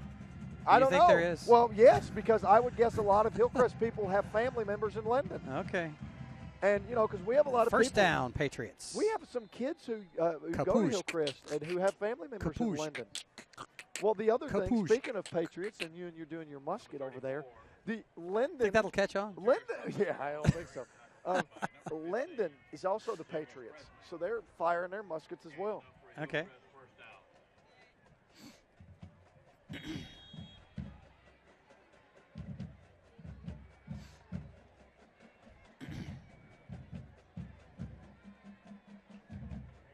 Snapping the handoff to Ruffin. Nowhere to go this time as he'll lose a couple. In the third, Clay Chalkville 33, Homewood 26. Wow. And that's a good. But that's a good. And I remember now, Homewood, also some Patriots. Yes. And look, they're a team that is used to winning. Lots of 5A state championships back in the day. Yeah. Clay Chalkville definitely used to winning too on the longest winning streak in the state at the moment. As the completed pass goes to Torrin Mayhew at the 42, still well short of the first down. It'll be third down and about 7. The 7A matchup pitting number 1 Spain Park against number 2 James Clemens. And we got it at the end of the quarter, Brent. At the end of the third quarter, it's Opelika 48, Hillcrest nothing. We'll be back in a minute. Stick around. Hillcrest football on the NFHS Network. It's hard to get to everything we have going on here. I mean, this high school has so much. And now you're offering the ability to watch those events without having to travel there. My dad travels a lot, so he likes to watch the events. Like if I'm playing a volleyball game and he can't make it, he'll watch it and he loves it. I think it was homecoming. It was Friday night, and it was a punt return, and I returned it all the way back for a touchdown. And then, of course, I showed all my family members, and they really liked it. They liked to see what their family members can do. Golden Lions. I think this broadcast is essential because our team is global, and we got people all over the world, watch the game. So without this, there's no way they can do that. These kids and these players feel loved. They feel important. Dominating mentally. All right, we are back. Ready to start the fourth quarter of action. It's 43 degrees here tonight, Brad. Yeah. With the wind, it's down in the 30s. Yeah, it's not hot. Huh. And Cole Frederick will go down once again, back at the 33-yard line. It's been a tough night for Cole. He's fought hard, but he hasn't had a whole lot to work with.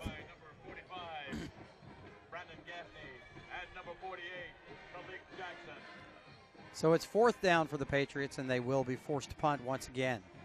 4th and 14. Deep for the Dogs, number 15.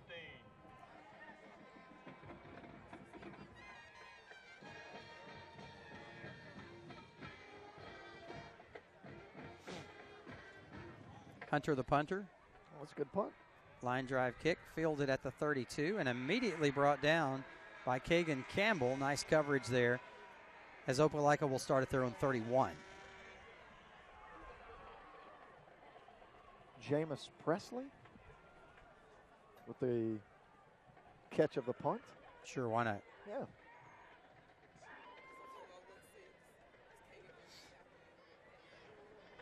Hey, let's give a shout out to the Hillcrest fans. Yeah. I mean, a lot of them came a long way to watch this. Now, obviously, the game is terrible. But, we probably have a couple hundred people over there filling the stadium. I'd say more than that. Well, yeah. I will tell you what, Opelika called today, the school, and they wanted to know how many tickets we had sold because they said that their visitor stands seating capacity is about 2,000. Yeah. Okay, with that in mind, I'm looking across the field. That means we probably say have 1,000. No way, Brent. You don't think so? I'm saying 750. Okay. Let's go right. I'll tell you what, just in case, let's say 666. 666. Okay. It could have, it might cause lightning to strike. You know what? Scoreboard blows up, default, we win the game.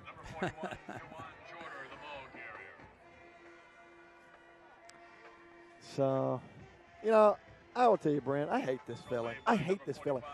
There's not a whole Now, wait, lot but of hold feelings on, in Brad. You sport. should be used to this, should you not? Being a Tennessee fan. Oh, okay, that's funny. Mute Calvin, mute him. I got muted. Mute him. Now listen, just saying, there's nothing worse than getting your rear end handed to you, on a silver platter, which is exactly what's going on tonight. And I hate it. I hate it for these boys. I hate it for these coaches because everybody works really hard wearing the H. And these guys have really worked hard all season. And I know that's not what they intended, to come down here and lose 48-0. Nobody draws that up. And, you got to give some people some shout-outs here, despite the effort, because we can sit here and talk about how bad it is on the scoreboard. But I just want the people at home to know that our coaches and our players really do work hard and really try. There is no get question better about that. every single week. And look, the results have shown throughout the season. Well, they have. Yes, and, we were talking about this off the air a few minutes ago. This is my second year at Hillcrest. It's our second year to do this broadcast, and this is the only game in how many? 23, 24 games? 25? Yep. 24, 25 games. This is the only game that's been like this. There have only been a handful of losses in these 2 years, and all of the losses, save this one, have been extremely close games. I mean, this is an anomaly. This is not the norm. This team will be back next year, and they will be strong. Oh, absolutely. I totally expect that to happen. And this coaching staff will get these players ready to go in the offseason for another great run. Oh, great effort there by Kagan Campbell. Kagan almost comes up with another INT. Boy, I tell you, he's been a bright spot here tonight. Well, look, and that's the kind of effort that you look for. And that's the sort of play that lets you know that Hillcrest will be back, because they refuse to quit. They're continuing to play hard. And, I know that they didn't win the third quarter either. That one was a tough, but the things started to turn. Made a couple of positive plays. Kagan Campbell with the blocked extra point. I know we're trying to look for silver lining, but that's exactly what this Hillcrest team is going to do. And they're going to figure out a way to build back and be ready for 2016. Here's a question that I have is, why is Jake Bentley still in this game? Well, you know what? I don't know, because there's not a whole lot of positives. Jake Bentley. I don't think that's Jake Bentley. Oh, it's not. I was going to say. It was 16. I thought it was 19, but it's 16. Okay. John David Worth is the junior quarterback. Gotcha. Of course, so is Jake Bentley. He's a junior as well. So he's also the backup punter, apparently. Number 16, Kagan Campbell. Comes Kendrell Fowler late. Get in there and cause some disruption. Let's see if Kagan will actually get a chance to return one. No, there's whistles.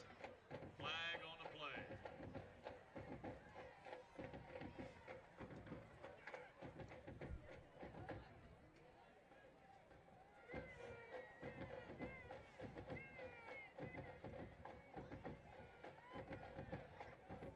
Offsides against the defense.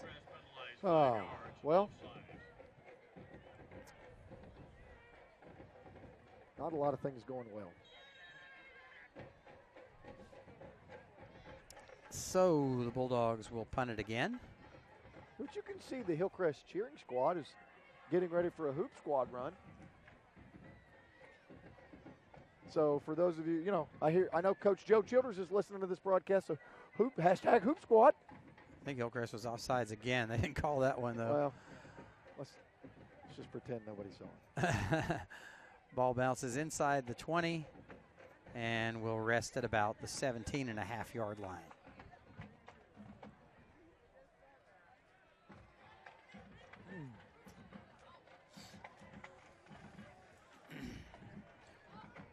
All right, Brad, you started to talk about the big games that we have coming up tomorrow in college football. Oh, yeah.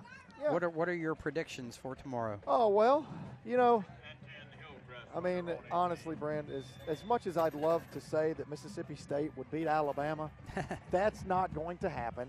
Alabama's going to win by 2 touchdowns, all right? And Dak Prescott will play well in a losing effort, okay? Okay, and I'll take that. I'll take it. Yeah, I mean, that's going to happen. I would love to see Baylor thump Oklahoma, but that's probably not going to happen either, because Big Game Bob will be ready, and the Stoopsters. He wasn't ready for that big game at the Red River rivalry. No, he wasn't ready, but they didn't think that was going to be a big game. I think they just weren't ready to play. But that's the sort of thing that was going to get Baylor beat, because Oklahoma's already been there, done that, knows that they got to be ready, and they're going to beat Baylor tomorrow. And plus, I can't even think of the kid's name, but the kid that plays quarterback for Baylor, he's the one that's injured and out, and they've got their backup in, so that's going to happen. The other game, Auburn, Georgia, down here on the plains, about 15 miles east of us. Yeah. And, I like the Auburn Tigers in that one. They're playing a lot better than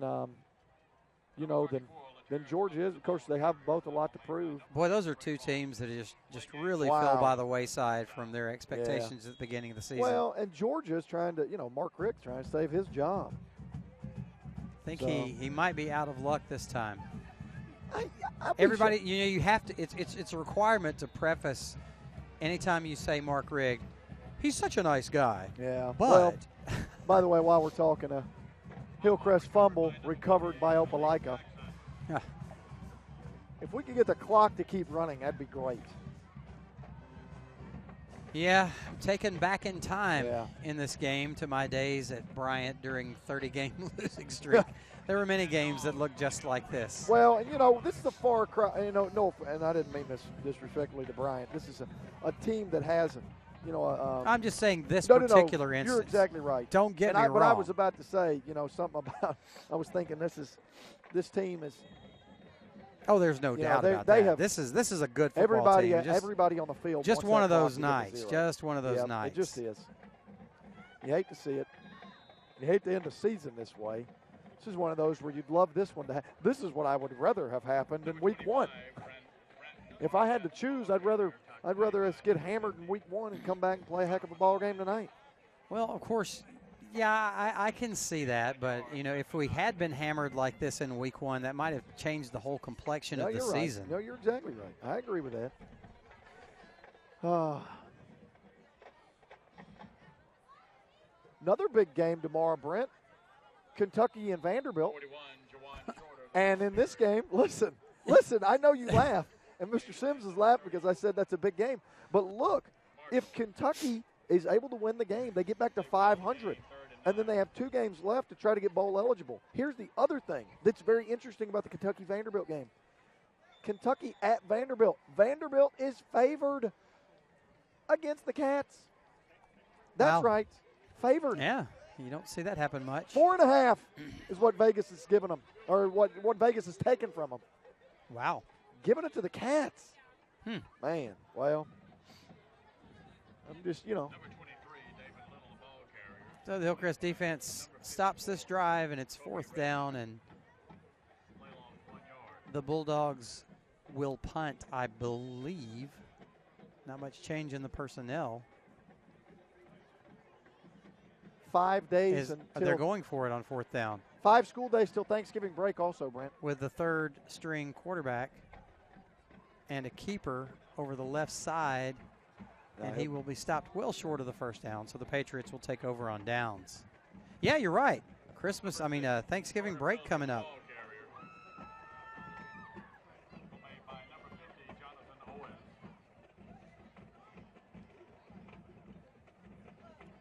A little bit south and west of us, over at the other Hillcrest High School in Evergreen, Alabama. They take on the ACA Patriots, and that ball game was 23-6 Jaguars. That's Hillcrest Evergreen's mascot. And now that ball game is 23-20 as ACA has fought back to make a ball game out of it. The other thing, let's see an interesting development. Number 1, Spain Park, taking on number 2, James Clemens. Spain Park leads that ball game 13-10.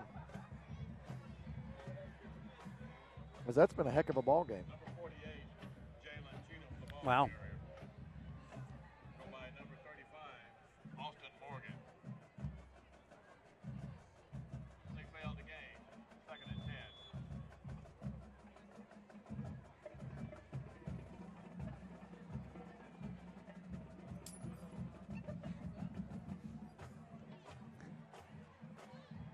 Long pass downfield intended for Torin Mayhew, incomplete. as it's out of his reach. Would have liked to have seen some attempts like that throughout the night, but Cole just hasn't had the time.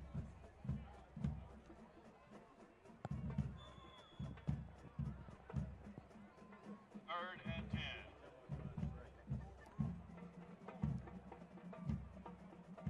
I see the band for the Patriots trying to get an early start.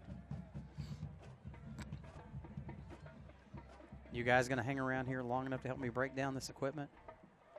Yeah, Calvin's got your back.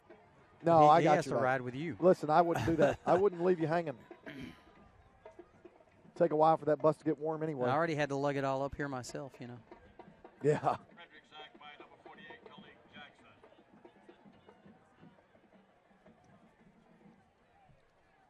He lost 1 yard. 4th and 11. 4th and 11 for the Patriots as they Number 15. have negative yardage on that drive as well. And Hunter Camplain comes on to punt once again. Kicking for Hillcrest, number 19, Hunter Camplain.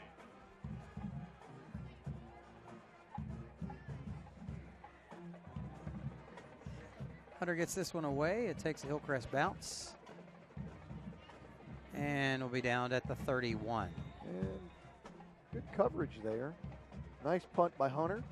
He has been one of the lone bright spots for the Patriots. It's his With the exception average. of the well, one yeah, shank. that's true. That was Yeah. about a 12-yard punt. But other than that, you know, I would guess his average, even with that one, probably in the 30s.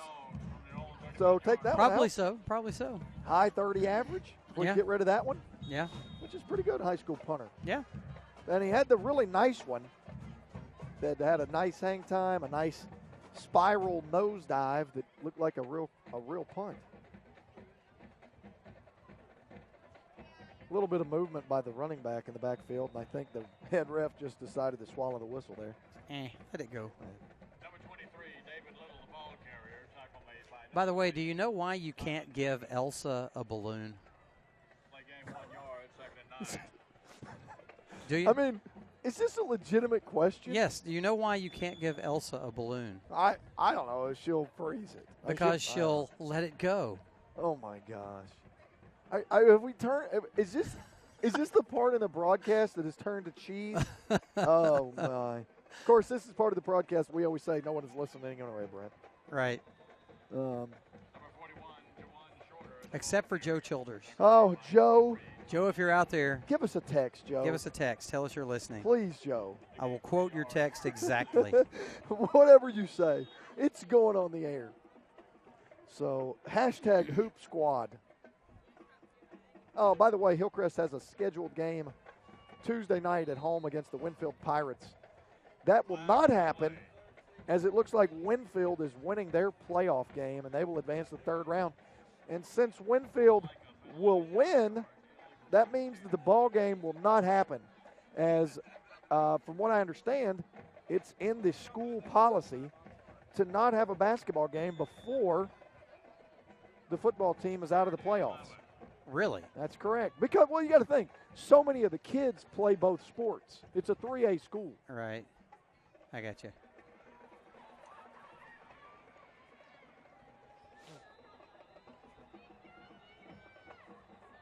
Milner's pass. Lead to number 2. All right, Joe says, I'm always here for you guys. Go Pats and roll Tide. Hashtag He didn't say Hoop roll Squad. tide. He did not say roll tide. Oh, I'm sorry. I read that wrong. My he did bad. not say roll tide.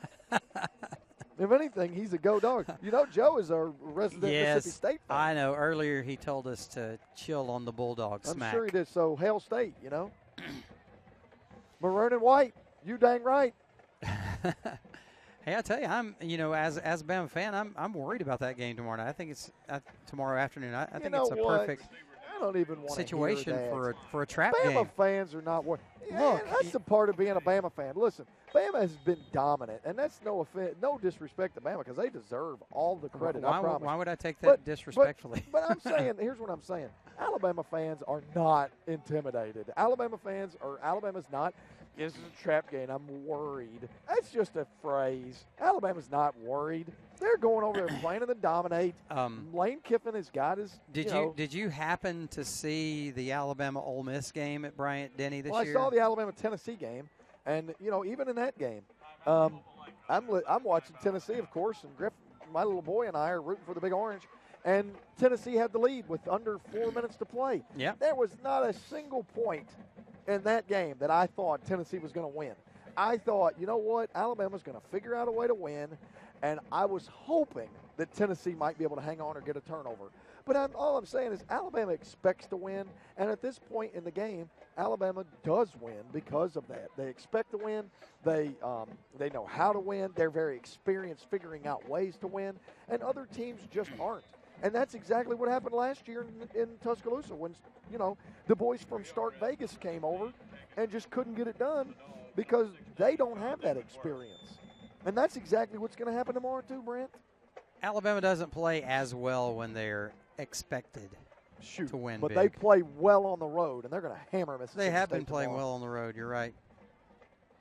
No distractions. What's going to happen next year, though, when Nick Saban is the coach of the Indianapolis Colts, Lane Kiffin is the coach of the Maryland Terrapins, and Kirby Smart is the coach of the South Carolina Gamecocks? Shoot, I expect. I'll tell you what. Let's say this. Let's remember that discussion, and let's write that down somewhere. Okay, 1 year from now, how many of those things legitimately? And Calvin, you're listening. How many of those things do you legitimately think will be happening? Do you think? First of all, okay. Now Calvin says 0. I'm going to say 1. I don't know, and I'm going for Kirby Smart at South Carolina or Lane Kiffin to Maryland. Lane Kiffin's somewhere. Lane Kiffin's definitely not at Alabama for different reasons. Yeah. Agreed. Lane Kiffin will not be at Alabama. Oh, Winfield. Never mind. Listen, get a text from Joe. Winfield's now down to the Colbert County Indians of Leeton, Alabama.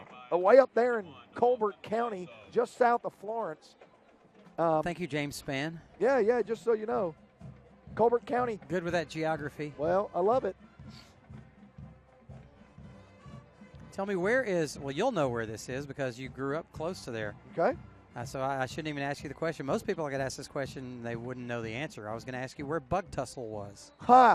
When I was a kid going to high school, they say things like, I had some kids that were, let's just say they weren't college bound. And they said, you're going to end up at Bug Tussle Tech. And so Bug Tussle Tech was a place, whenever I first moved to Alabama, I said, where is this Bug Tussle Tech? I never heard of that before. And the kids would say, oh, that ain't a real school. And I would say, Bug Tussle is a real city. Bug Tussle, it's a place. Town, it's place. More of a bump in the road. If you've ever heard of, Brent, you ever heard of a place called Nauvoo, Alabama? Absolutely. I have a friend who's from Nauvoo. All right, and Brent Nauvoo. That's right, and Joe is listening, and, that's pretty close to, that's up in northern Walker County, and that's pretty close to where Bug Tussle is, I suppose, and Cold Springs, Alabama over there in Coleman County, and it's all pretty close. Are we anywhere close to Santa Claus, Georgia? No. We're not? No.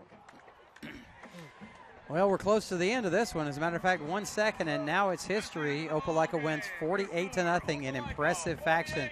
We'll be back with our very short post-game show right after this. Stick around. You're watching Hillcrest Football on the NFHS Network. It's hard to get to everything we have going on here. This high school has so much. And now you're offering the ability to watch those events without having to travel there.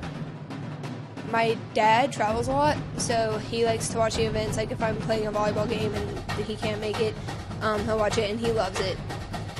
I think it was homecoming. It was Friday night, and it was a punt return. And I returned it all the way back for a touchdown. And then, of course, I showed all my family members, and they really liked it. They liked to see what their family members can do. Golden Lions. I think this broadcast is essential because our team is global, and we got people all over the world going to watch the game. So without this, there's no way they can do that. These kids and these players feel loved, they feel important. And by broadcasting it, you have a bigger group that you're reaching that allows them to know those kids.